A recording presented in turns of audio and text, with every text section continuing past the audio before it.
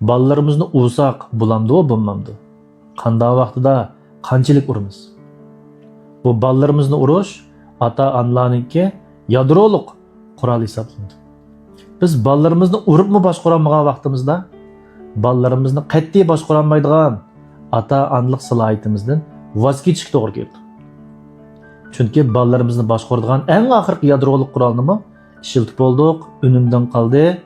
Biz ballarimizniki homiylik salohiyatidan butunlay ishdan tushdik degan gap.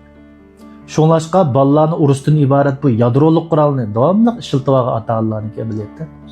Bal tarbiyalash jihatda qobiliyatsizlik, iqtidorsizlikniki isbot.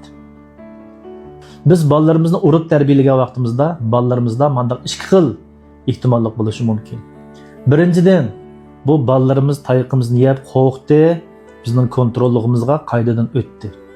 Lekin bizning ballarimiz bu ota-onalar bilan yashamaydi bu dunyoda.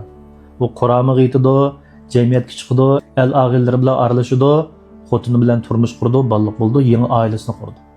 O jamiyatga chiqqandan keyin hamma odamdan qo'rqib, tashvishlanib, hamma odamlarning ko'nglini ayab, hamma odamlarniki kontrolligiga o'tib qoladi.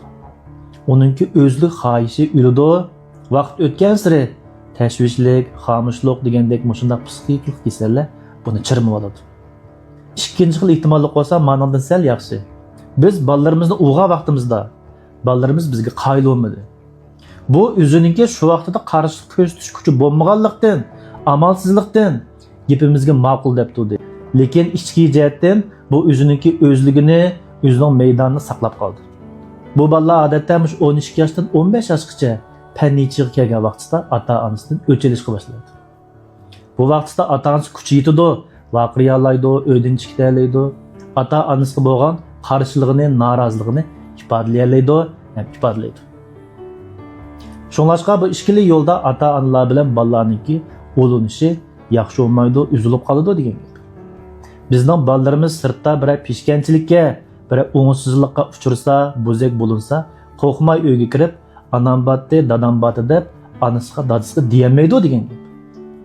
Shunlashqa bolalarni urib tarbiyalash ota-onaniki bol tarbiyasida amalsizliginiki, chorsizliginiki hamda iqtidorsizliginiki bir ifodasi.